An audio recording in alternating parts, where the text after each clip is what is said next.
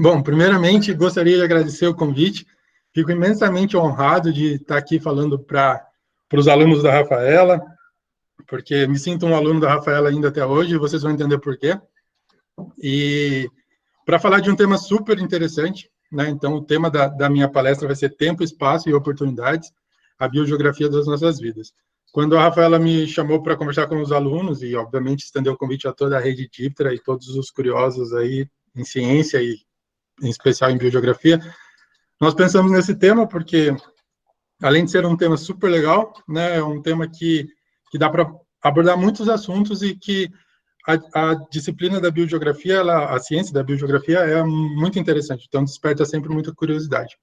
Então eu vou falar um pouco da biogeografia e um pouco da minha história, trajetória, aí meio que misturando os dois, para a gente entender um pouco mais os padrões e os processos que aconteceram na história da vida na Terra.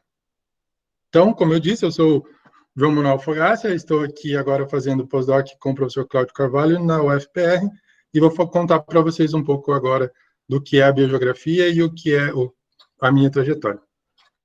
Então, a biogeografia, quando a gente lê o próprio nome da ciência, ele já é autoexplicativo, né? A gente vai envolver dois grandes conceitos, né? Bio de biologia, geografia do estudo do meio. E quando a gente separa essas duas palavras, a gente pode pensar que quando a gente fala em biologia, nós estaremos abordando tudo que está relacionado à biodiversidade, aos organismos, e a geografia ao estudo da nossa casa, né? O estudo como a Terra evoluiu. Bom, nós pensarmos aqui, eu começo com um exemplo, né? Falando de Diptera, o mosquito da dengue, coitado, né? É um dos mosquitos mais odiados no mundo, e no mundo mesmo, porque se você, de repente, quiser fugir do Aedes, vai ser muito difícil, do Aedes aegypti, porque eles têm uma distribuição muito ampla. Então, aqui eu trago a distribuição, um estudo onde o que está em vermelho é onde provavelmente ocorra essa espécie, e onde está o azul, não. Então, se você quiser fugir do Aedes, vai ser muito difícil. Em compensação, se nós olharmos essa outra espécie, né, o urso panda, que é super fofo, que todo mundo queria com certeza encontrar na rua ou em algum lugar. Nós, principalmente nós aqui da América do Sul, se vamos caminhar nas ruas ou vamos passear em algum parque, alguma floresta, provavelmente a gente não vai encontrar o urso panda, e se encontrar não é normal. Então, por quê? Né? As espécies parecem não ocorrer em todos os lugares de maneira igual. Né? Para você encontrar um urso panda, provavelmente você vai ter que ir até a China em lugares específicos, né, no ambiente natural. Mas para não dizer que a gente gosta só de animais, a gente pode pensar também em espécies de planta, e aqui eu trago essa espécie que é bem característica aqui do Paraná, né, a araucária, que é a árvore símbolo do estado, e agora nós estamos na época do pinhão. Se pensarmos o pessoal do norte e do nordeste, para comer um pinhão, provavelmente vai ter que importar, porque nós temos aqui um mapa de distribuição dessa espécie, muito embora ela já tenha ocorrido, e às vezes você encontra indivíduos até Minas Gerais, não vai muito além disso. Então, mais se restringindo a região do Paraná, Santa Catarina, Rio Grande do Sul, mas assim, com bastante uma ocorrência grande aqui no Paraná.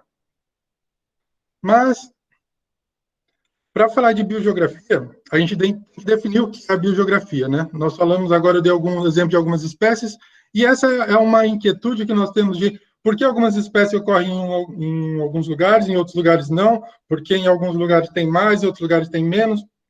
Então, a biogeografia é a ciência que estuda a distribuição geográfica dos seres vivos no espaço através do tempo.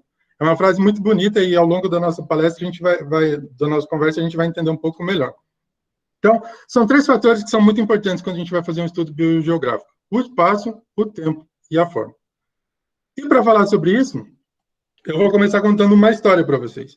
Né? Vocês poderiam agora estar se perguntando: tá legal, João, mas por que você está em Curitiba agora, nesse exato momento? E eu vou contar uma história de por que eu estou aqui agora, nesse exato momento, falando para vocês. E imagino que vocês também possam agora pensar também por que eu estou no lugar que eu estou, sendo em Curitiba, em qualquer outro estado do país, ou até em outros países, agora nesse momento, né? Então, para contar a minha história, eu vou começar, obviamente, falando dos meus pais. Então, o seu João Fogassi e a dona Vilma Fogassi aqui. O seu João Fogassi, e aqui fica uma... Eu sempre falo, não coloquem quando vão falar de mim, João Fogassi, porque João Fogassi é meu pai, eu sou João Manuel Fogassi. Mas, de qualquer forma, eles são do interior do Paraná, né? Lá de Autônia, uma cidadezinha no interior do Paraná, mais ao norte. E de início vocês poderiam falar, legal, seus pais são de Autônia, então provavelmente você saiu do interior do Paraná e veio para a capital, né? Mas não é bem assim a minha história, e é aí que entra a graça da biogeografia, quando a gente vai estudar um grupo. Nem sempre o que parece é, e a gente tem que buscar as evidências para montar as nossas hipóteses e, né, fazer as nossas teorias.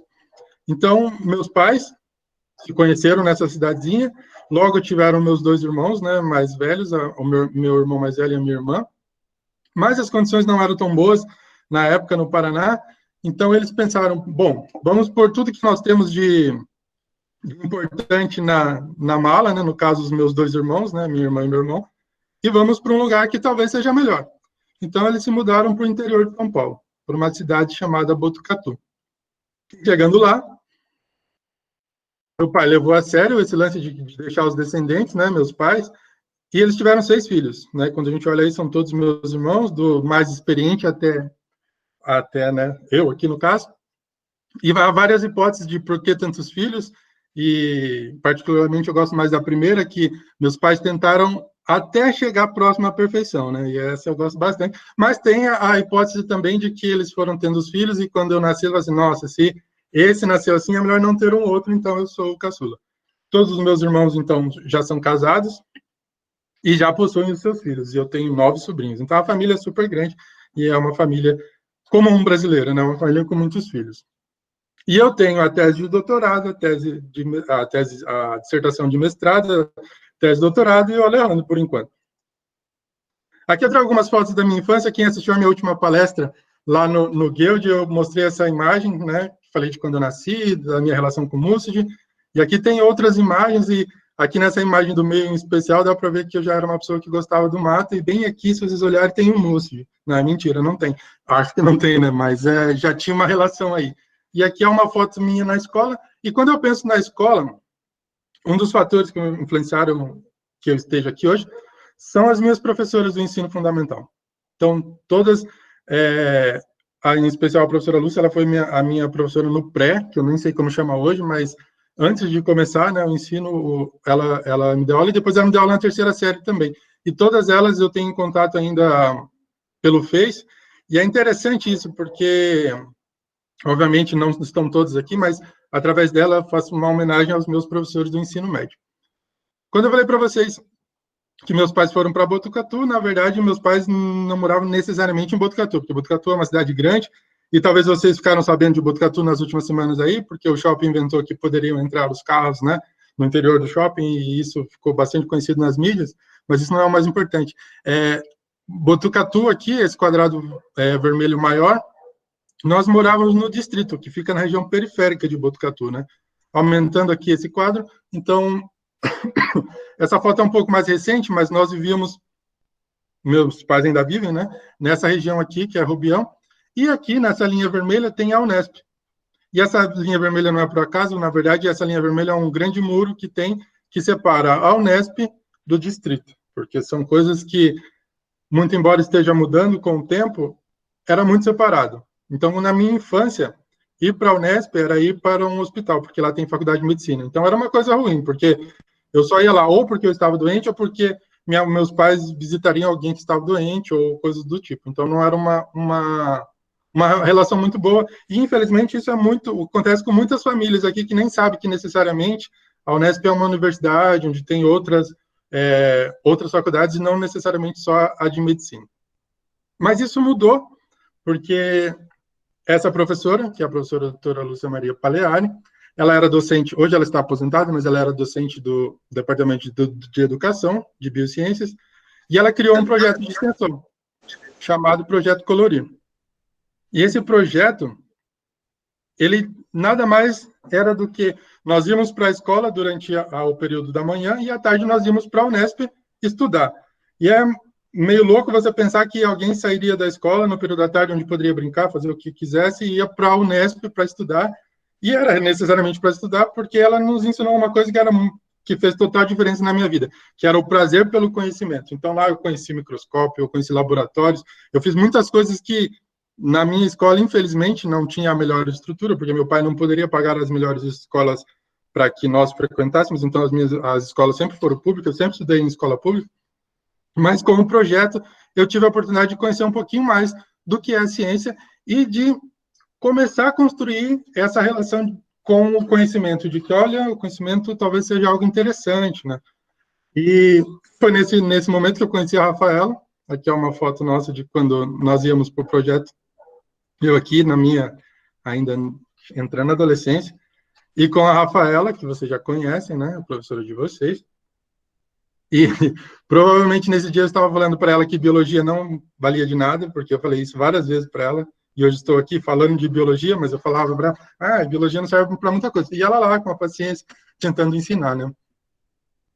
Aqui, só para a gente ter uma noção, então, a professora Lúcia Maria e algumas pessoas que ajudaram no projeto, como essas professoras, era um projeto de extensão.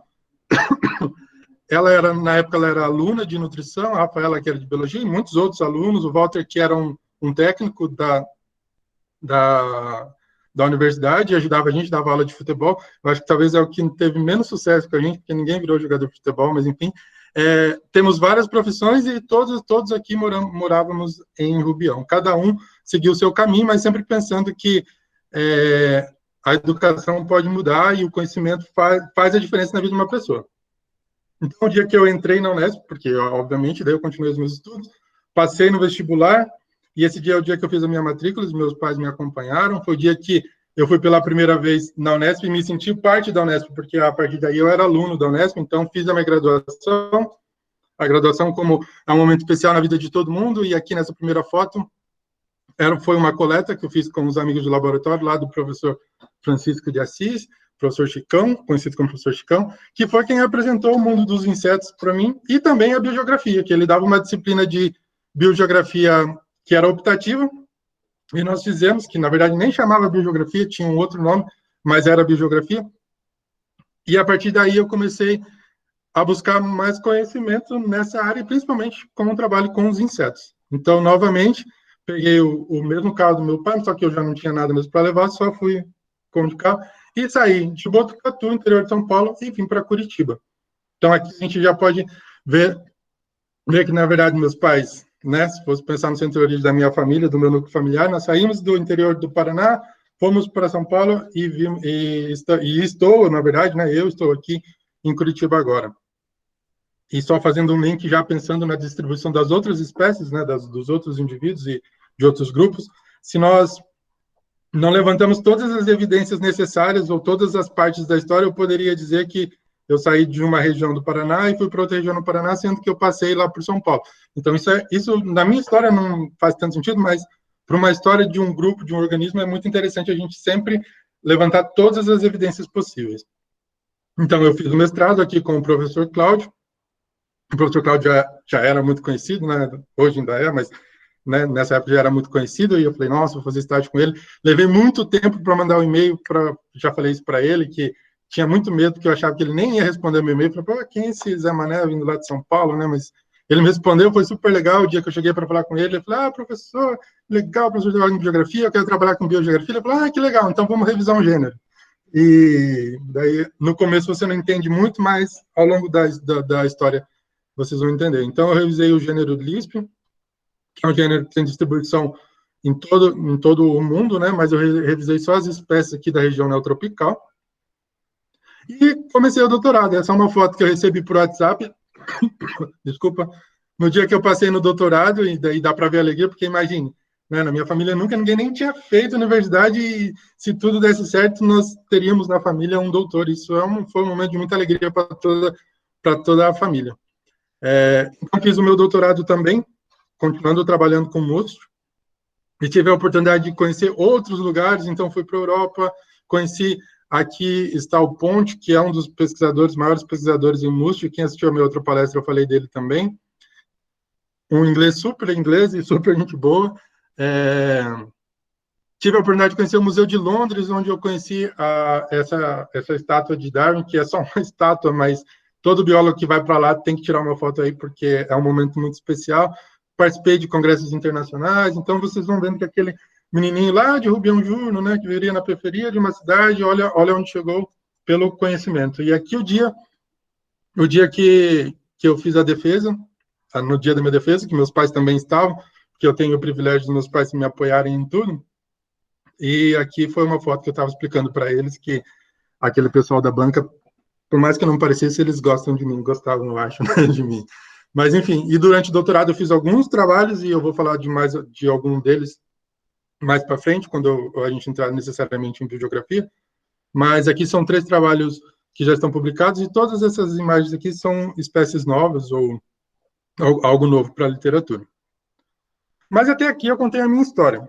E a minha história para a biogeografia não é assim tão importante. É muito importante para mim, é muito importante para fazermos reflexões, mas para o histórico da biogeografia, na verdade, a gente começa agora.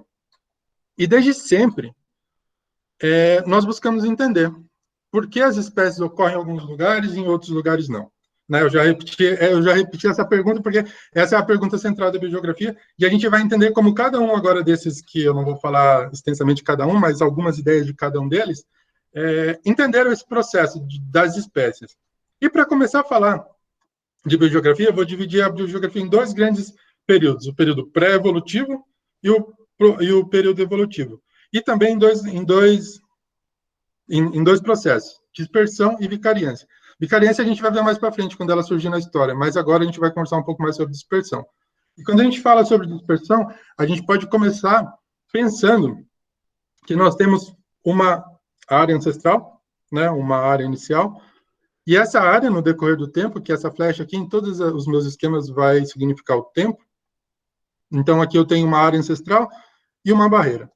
Né? Num tempo 2, depois de muito tempo, pode ser que indivíduos ou população pode superar essa barreira. Então, num tempo 3, nós teremos essa população que, né, nessa área, que na verdade era uma área inicial, ela vai estar aqui ampliada através da barreira. Então, nós podemos dizer que se temos aqui grupos de organismos, podem ser que não ocorra mais um fluxo gênico entre as 2 áreas, entre os organismos, na verdade, e podemos ter aí um processo de especiação.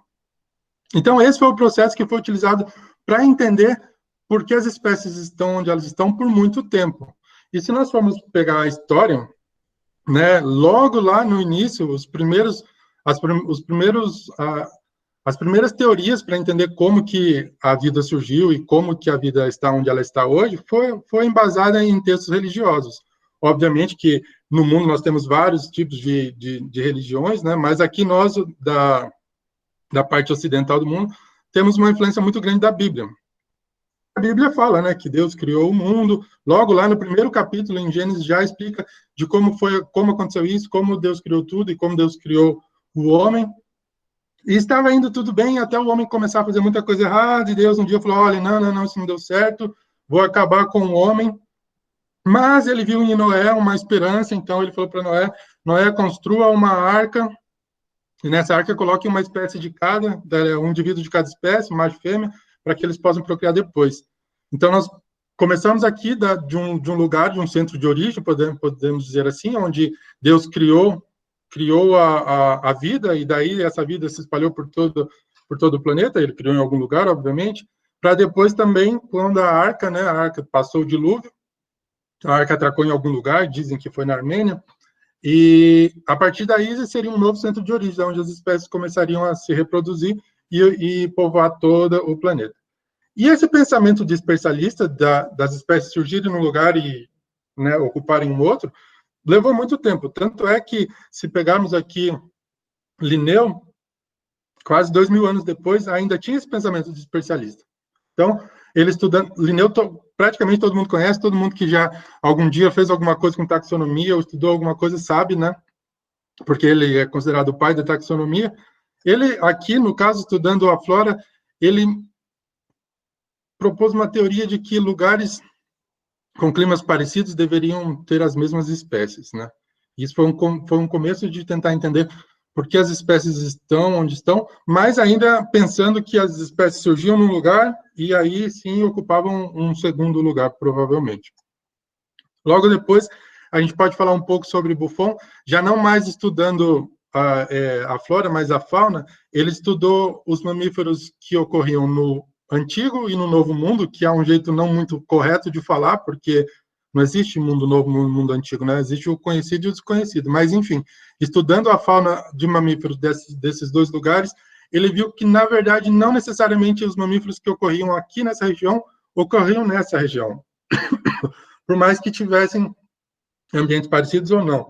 Então, ele começou a pensar que possivelmente as espécies que saíram daqui para cá, ainda sobre uma perspectiva de especialista, elas poderiam estar se diferenciando, né? Ou elas surgiram aqui e foram para lá, não sei. Já tinham mais uma nova ideia de como as espécies, por que as espécies estão onde estão e como isso aconteceu. Logo depois a gente pode falar desse outro naturalista, o De Candolle, que estudou determinados organismos e começou a fazer uma relação desse organismo com o meio onde eles estavam. E daí ele utilizou dois termos, né, que seriam de acordo com onde o organismo está, né, onde é o seu habitat, seria a estação, que seria relacionado com características do clima, talvez, ou a habitação, com a geologia. Então, ele começou a fazer o que nós podemos dizer que é o começo da teoria das áreas de endemismo. Porque a partir desses pensamentos dele, ele dividiu o planeta Terra em grandes áreas, que seriam grandes áreas de endemismo, e que hoje nós conhecemos como áreas biogeográficas, né? Ou geográficas, ou dependendo de como você divide. Outro personagem importante na história da biogeografia, geralmente a gente pensa mais para o lado só pela evolução, mas também muito importante, porque Darwin, quando ele fez a sua viagem no Beagle, né? Ele esteve na região, em especial aqui na região neotropical, e ele viu que tinha uma diversidade muito diferente, né? Muito diferente do que ele via lá na Europa. E daí ele pensou, tanto ele quanto o Wallace, começaram a pensar em isolamento reprodutivo e que isso poderia estar influenciando na especiação, né? No processo evolutivo como um todo, e que essas espécies estarem em lugares diferentes poderia indicar alguma coisa. No entanto, ele ainda tinha uma perspectiva dispersalista, né? Logo depois de Darwin, a gente pode pensar também não necessariamente só na fauna e na flora, porque a gente tem esse alemão, esse geólogo, o Wegener, que ele, estudando a geologia do planeta, ele teve algumas ideias. E é interessante que a primeira vez que eu ouvi falar das teorias da deriva continental, das teorias das placas tectônicas, foi lá no projeto Clorir, lá quando a professora levava a gente para estudar na Unesp na parte da tarde. Ele estudando, então, aqui o globo como um todo, ele viu que algumas costas elas poderiam se ligar como se fosse um quebra-cabeça, né? E que isso poderia ser um indício de que talvez um dia isso tudo estivesse junto, né? E também estudando fósseis, tanto de animais como de plantas, que ocorriam aqui na costa da região tropical ou na costa da África, ele viu que eram fósseis de espécies relacionadas. Então, possivelmente, tudo isso um dia tinha estado junto, todos os continentes estavam juntos. Mas, como muitas teorias na ciência, ninguém deu muita bola para as ideias dele, e ele, infelizmente, ele morreu sem que a teoria dele fosse, né, levada de certa forma a sério, porque ele propôs a teoria da deriva continental, mas a teoria das tectônicas de pacto foi descrita depois por outros pesquisadores que, estudando o fundo do mar aqui, viu que tinham regiões com idades diferentes, então, possivelmente, eles estavam se separando, e sim, provavelmente um dia tudo esteve junto, ou várias vezes, e daí depende da escala de tempo que você usa. Outro personagem muito importante na biogeografia, e especial, é o Leon Croizat.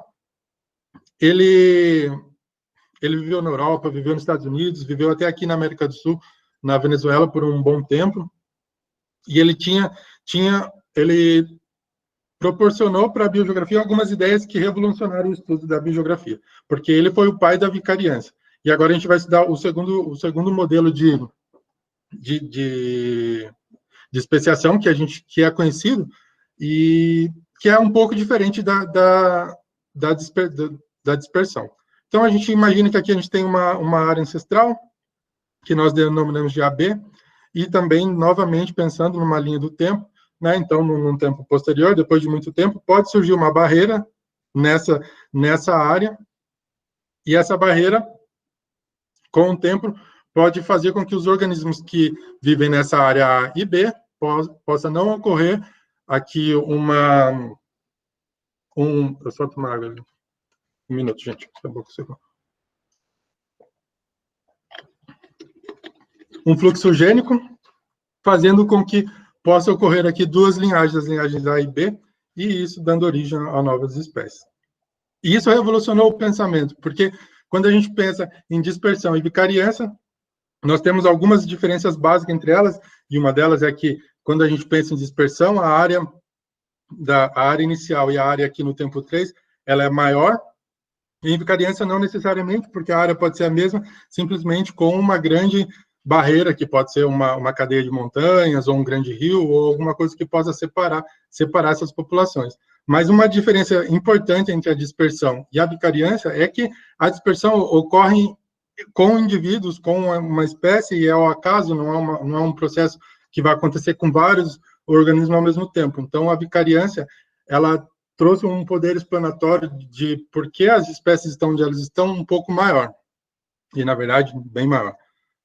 Então, logo depois das ideias de Croizat, vem Willy Hennig, né, que nós sabemos, né, que é o pai da sistemática filogenética, e foi muito importante, porque quando ele propôs o método que nós podemos criar hierarquias entre famílias, entre gêneros ou maiores, né, a gente pode fazer essa hierarquização também nas áreas. Então, a gente pode ligar cladogramas taxonômicos com cladogramas de áreas.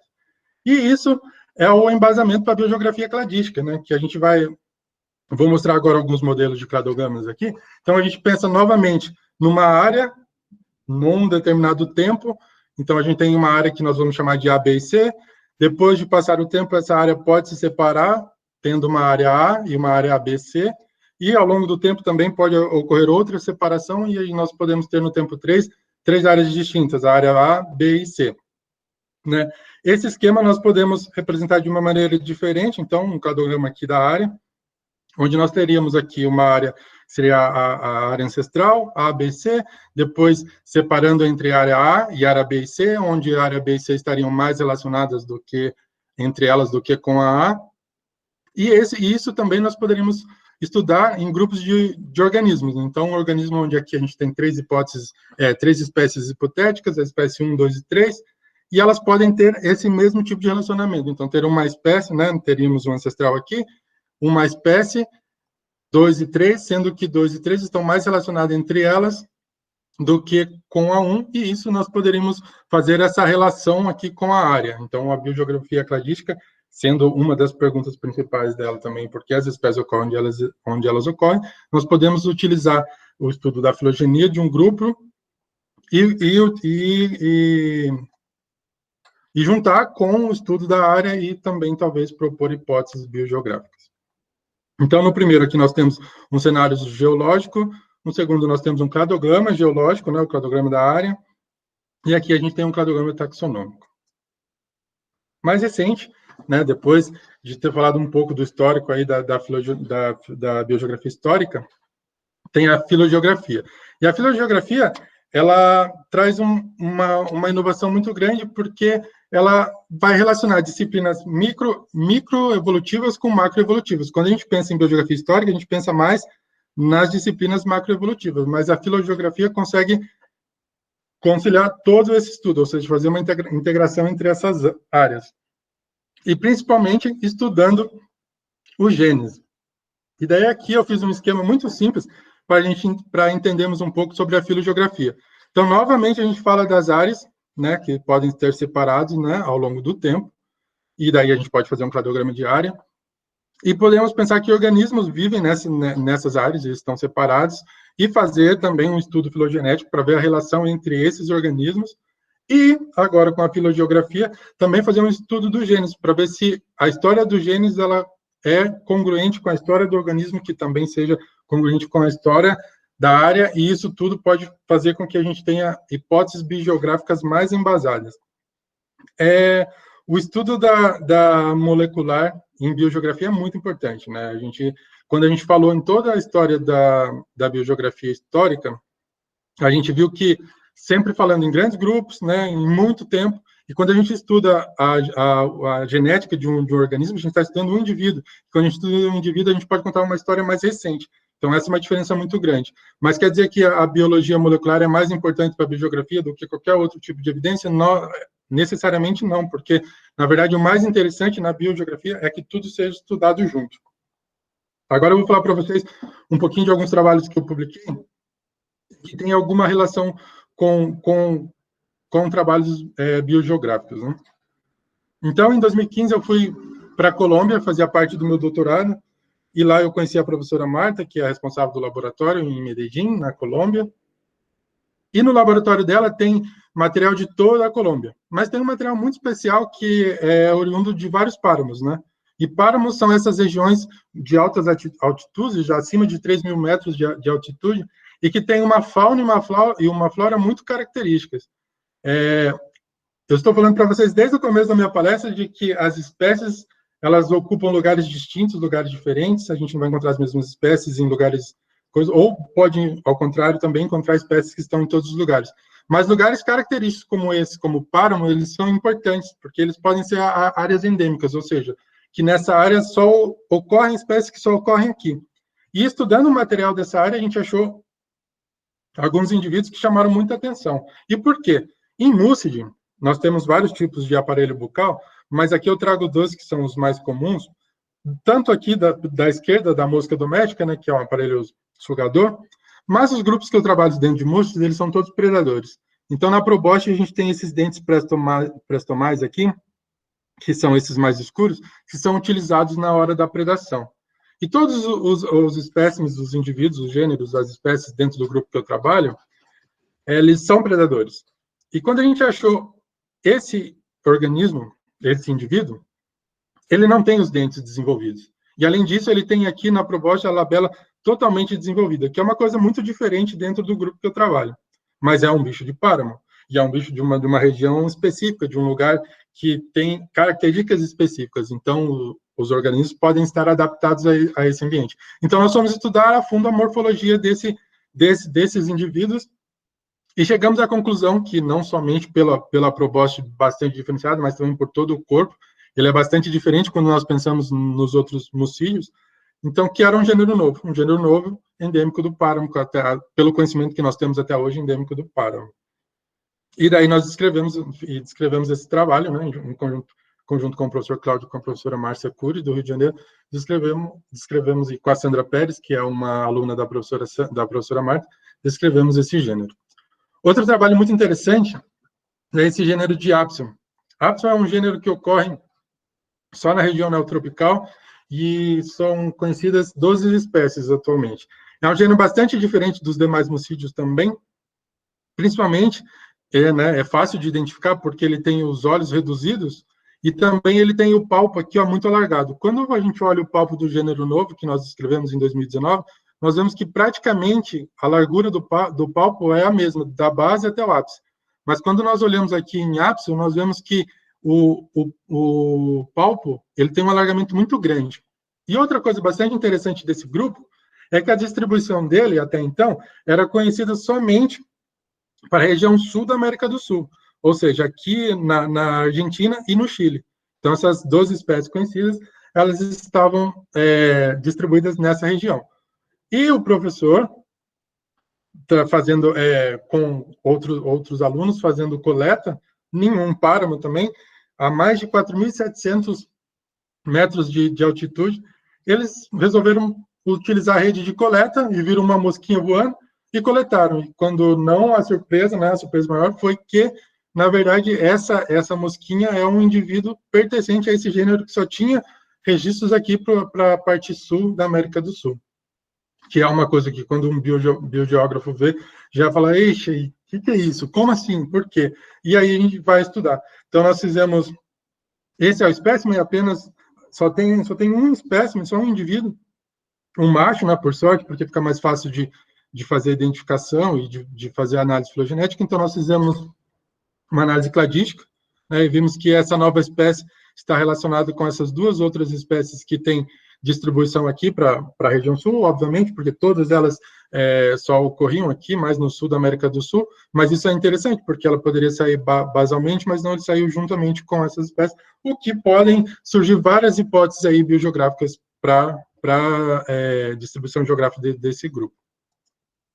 Bom, eu não falei dele durante a apresentação, mas não poderia deixar de falar de Wallace, né, tão importante quanto Darwin, e aqui fazendo uma tradução dessa frase dele, de que todas essas questões nossas, essas questões biogeográficas, elas não podem ser satisfatoriamente respondidas se a gente não tiver a delimitação das espécies. Então, é muito importante estudar taxonomia, e daí eu falei para vocês que depois eu ia entender porque o dia que eu cheguei no laboratório todo animado falando para o professor que eu queria estudar biogeografia, ele falou, tá, então vamos revisar um gênero.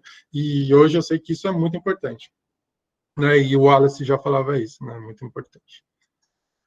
Algumas conclusões da minha palestra: a educação é o caminho, não tem outro caminho. Se a gente quer melhorar, se a gente quer fazer diferente, se a gente quer um país melhor, se a gente quer um futuro melhor, não só para a gente, mas para a sociedade, a educação é o único caminho.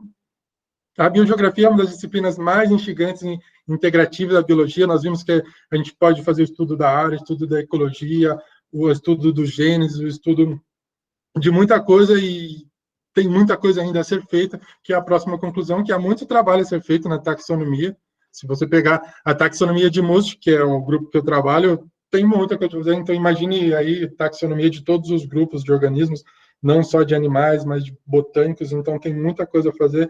Obviamente que a taxonomia, juntamente com a filogenia, para a gente entender o relacionamento, né, a história do relacionamento filogenético desses grupos, também é muito importante, para fazer hipóteses biogeográficas mais embasadas e que possam ter um poder de explicação maior.